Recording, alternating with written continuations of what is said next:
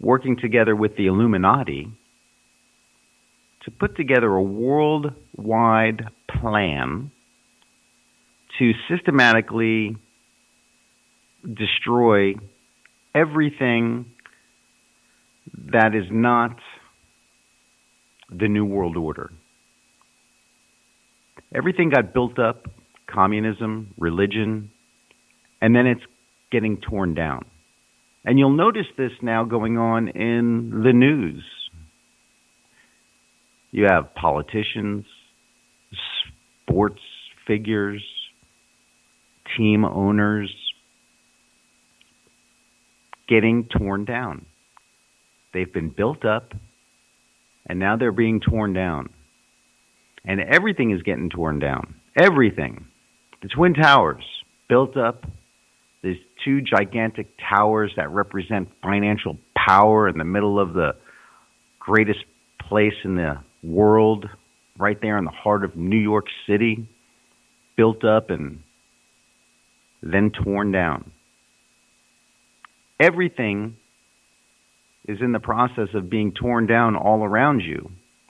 And like it reads here in the third part of the letter, the Third World War must be fomented by taking advantages of the differences caused by the agents of the Illuminati between the political Zionists and the leaders of the Islamic world. So, what has happened here with the global war on terror? And that's what it's called, the GWAT. I worked for the Department of Defense for 15 years. I held the top secret clearance, and we called it the GWAT.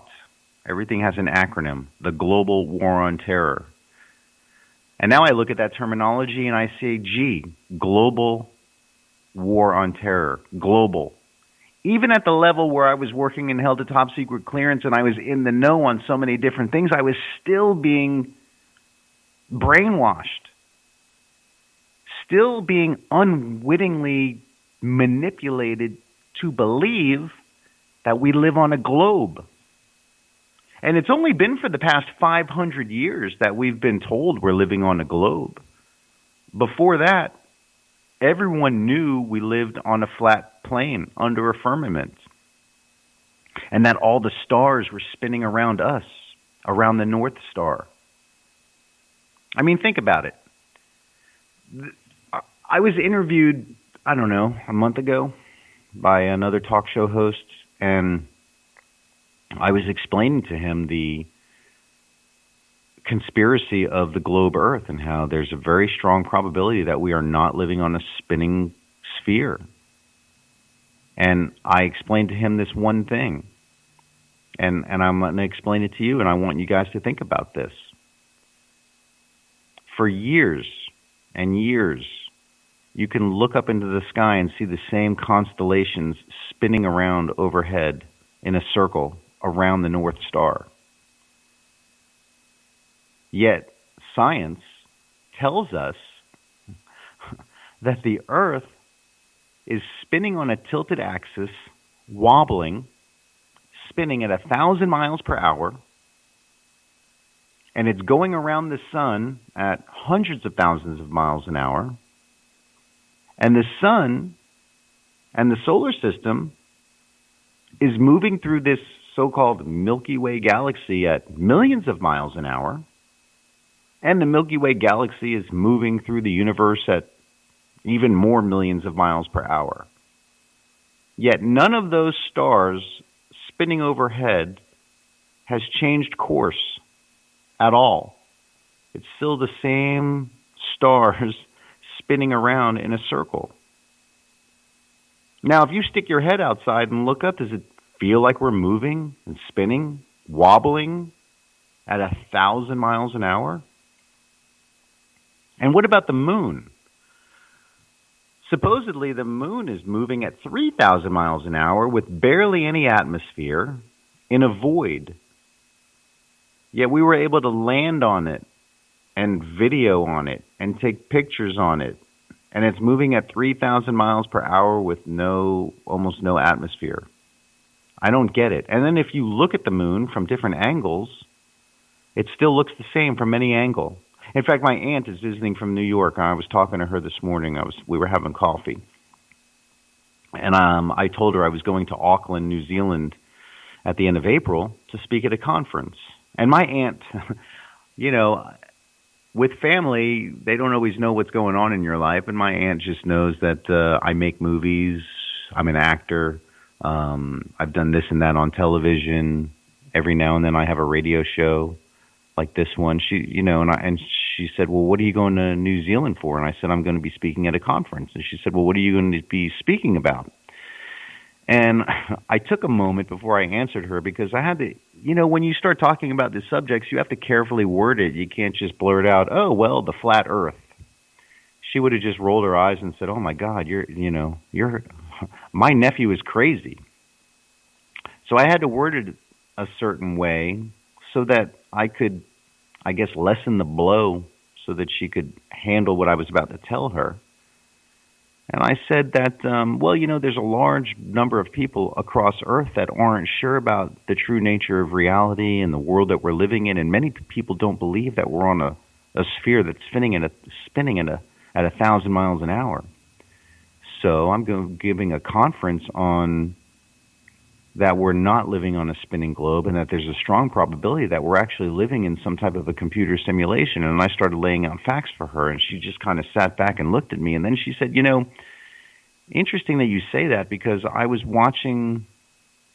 sitting outside looking at the blood moon event that took place not too long ago, and it turned red, but then only half of the moon was there, and I took a picture of it, and you could see where the other half of the moon should be. You could see stars in the background as if the moon was translucent.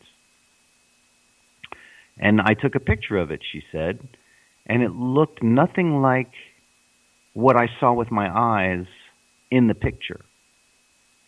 And I could see the wheels turning in her head, and I sat back and I was like, we don't know what the true nature of our reality is. Nothing.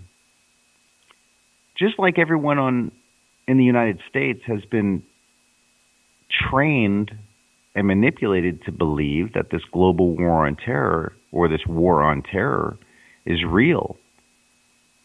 I mean, I stick my head out my front door and I look around and I try and see some Islamic radicals targeting me, and I don't see anything.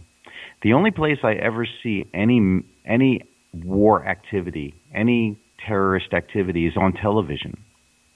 I'm starting to wonder what's real and what's fiction. In fact, if you look into some of these conspiracies and do a search for the word crisis actor. Crisis actor. Go on Google and type in the search term crisis actor.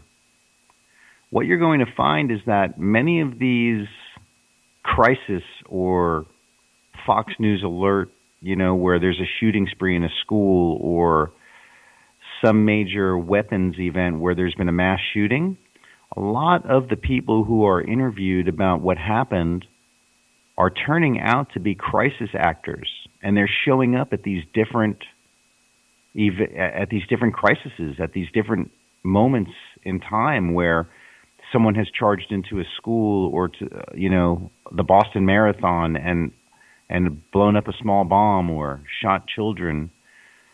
Even, in fact, if you go back and do some of the research, some of those schools are actually closed. And in that area, you'll find that there was a military simulation or operation going on where they were doing an exercise that correlates to exactly what happened during the school shooting. To me, that looks like there might be a strong movement to take weapons away from citizens. And see, that's the issue. If you're calling yourself a citizen, then you fall under the jurisdiction of the state, and they can come take your weapons away from you citizens. But you don't want to be a citizen. Don't call yourself a citizen. You're a living soul. If you stand in the face of so-called authority and you tell them that you're not a citizen, you're a living soul, and a living soul doesn't fall under their jurisdiction, then what right does another living soul have to take anything away from you as a living soul?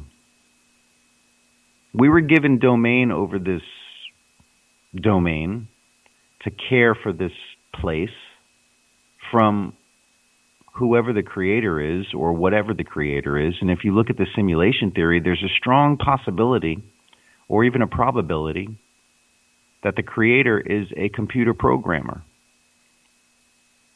Just imagine that. I watched a interesting 2-hour presentation about a month ago from 2016, and this was about the nature of reality. The question was, are we living in a simulation? And this was a presentation being attended by and hosted by some of the brightest physicists and scientists across Earth. And what they discovered and have discovered is that all matter is made up of light wave energy, and that light wave energy is made up of a ones and zeros computer code.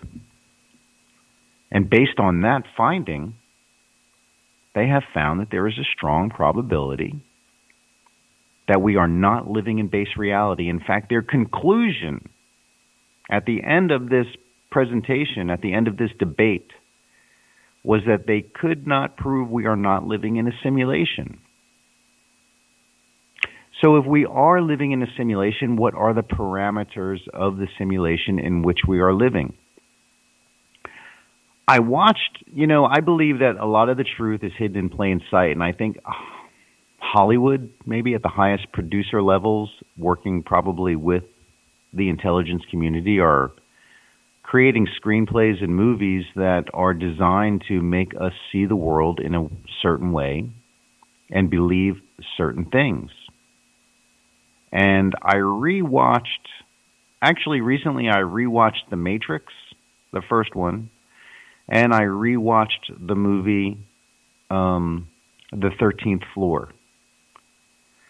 Now, if you want to get into the simulation theory for yourself, I recommend first watching carefully the movie The 13th Floor. It makes for a very strong case that we are very likely living in a simulation. But how deep does this simulation go? I mean, in the movie, and this is a bit of a spoiler alert, in the movie The 13th Floor, they are in a simulation within a simulation within a simulation. So how deep can the simulation go? Let's say we did get out of this simulation and went up a level. How do we know that that's base reality? In fact, there's a really good movie called Inception by Legendary Films starring Leonardo DiCaprio. And that's about dreams. Now, there's a possibility that we're in a dream. Have you ever heard that poem or that rhyme, row, row, row your boat gently down the stream? Merrily, merrily, merrily, merrily, life is but a dream. And I read a breakdown about that poem a while ago. It's row, row, row your boat. Row, row, row is supposed to represent work. Row, row, row your boat. Your boat represents life. So row, row, row 3 times, work, your life. Row, row, row your boat gently down the stream. So gently down the stream. So when you're working, work gently. Go with the flow. You don't have to work too hard. Work smarter, not harder. Go with the flow, downstream. Merrily, merrily, merrily, merrily. Life is but a dream. Merrily, merrily, merrily, merrily. That's 4 merrilies. So you got 3 row, row, row, and you got 4 merrily. Merrily is to have fun, to be happy, joyful, gay, have a good time. So you're having 25% more fun compared to your 3 rows. Life is but a dream. So you want to work about 75% as hard as you